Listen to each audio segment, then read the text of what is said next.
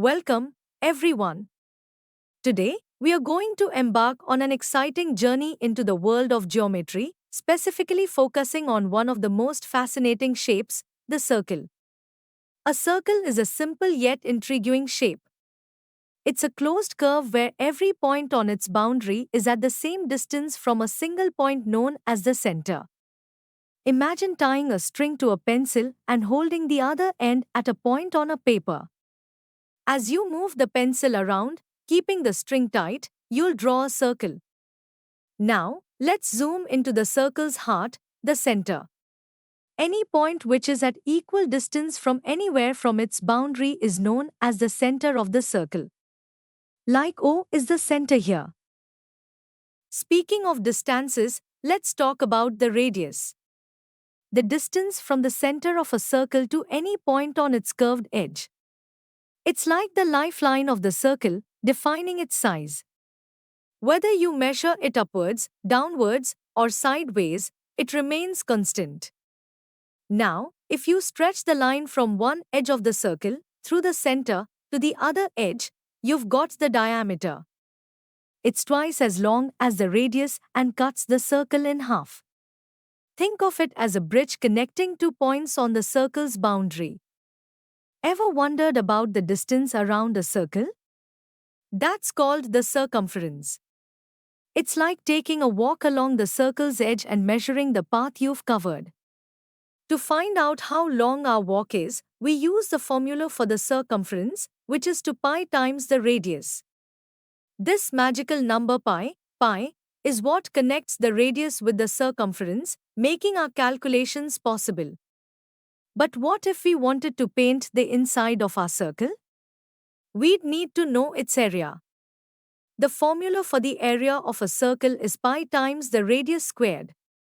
It tells us how much space there is inside the circle. Now, let's visualize the circle's interior and exterior. In a flat surface, the interior of a circle is the line whose distance from the center is less than the radius. The exterior of a circle is the line in the plane whose distance from the center is larger than the radius. To understand circles better, let's get familiar with some terms. Any straight line segment that's both endpoints falls on the boundary of the circle is known as chord. In Latin, it means bowstring. Any smooth curve joining two points is known as arc. So in circle, we can have two possible arcs. The bigger one is known as major arc and the smaller one is known as minor arc. Here we can see all major arcs. Other key players include the tangent, secant, diameter, radius, and the segments and sectors formed by arcs and chords. Each of these elements plays a unique role in the circle's geometry, helping us describe and work with circles in detail. A segment of the circle is the region between either of its arcs and a chord. It could be a major or minor segment. Sector of the circle is the area covered by an arc and two radii joining the center of the circle. It could be the major or minor sector. Here we can see the differences between major and minor segments as well as sectors. If in a circle AB is the chord and is making angle ACB at any point of the circle, then this is the angle subtended by the chord AB at a point C. Likewise, angle AOB is the angle subtended by chord AB at point O, that is, at the center, and angle ADB is also the angle subtended by AB at point D on the circle. So we can say that a single chord can subtend multiple angles in a circle. Based on this, let us start to understand some basic theorems. Theorem 1. Any two equal chords of a circle subtend equal angles at the center. How is it proved? Here in the circle, the two chords are given and PQ is equal to RS with center O. So OP is equal to OS is equal to OQ is equal to OR. All are radii of the circle. Triangle POQ is congruent to triangle SOR. Therefore, angle POQ is equal to angle SOR. Now theorem 2. If the angles made by the chords of a circle at the center are equal, then the chords must be equal. we can see that theorem 2 is the opposite of theorem 1. Therefore, if the angle POQ is equal to angle SOR, then PQ is equal to RS. Theorem 3 states that if we draw a perpendicular from the center of a circle to any chord, then it bisects the chord. If we draw a perpendicular from the center to the chord of the circle, then it will bisect the chord. And the bisector will make a 90 degrees angle to the chord.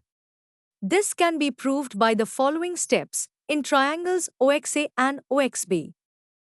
OA is equal to OB, both are radii, OX is common, and angle OXA and OXB are equal, they are 90 degrees. So by RHS congruency, triangle OXA is congruent to triangle OMB. Therefore, corresponding paths are equal, XA is equal to XB. In theorem 4, the line which is drawn from the center of a circle to bisect a chord must be perpendicular to the chord.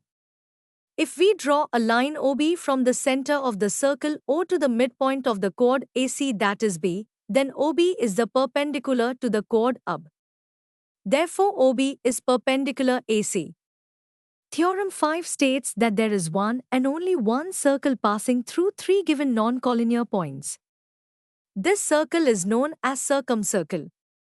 Theorem 6 says two equal chords of a circle are at equal distance from the center. If the chords are of equal size, then their distance from the center will also be equal.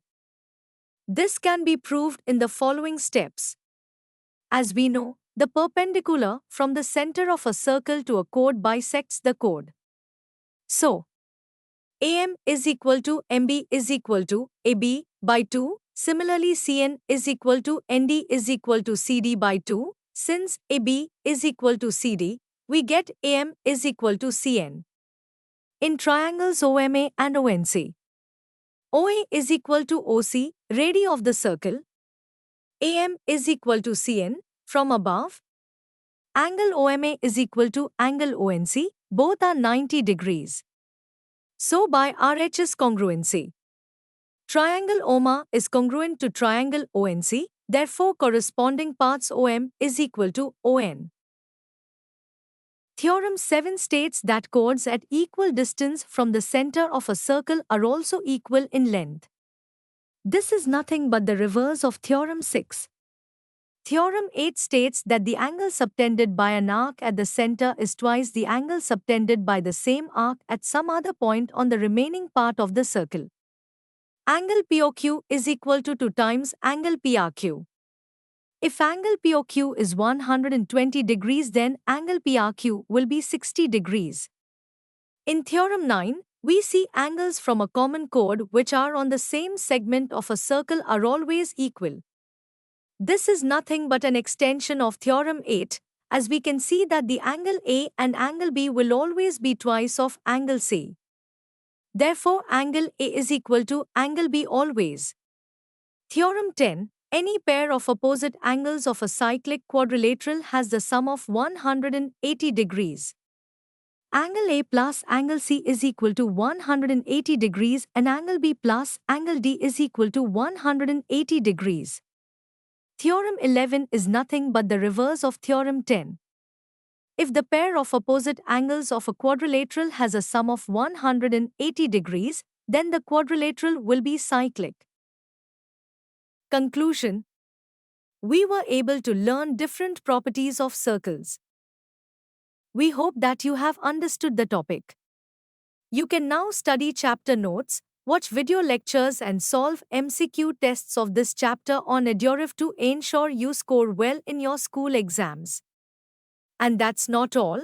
You also get amazing courses for maths, science, English, Hindi, and much more for class 9. Thank you.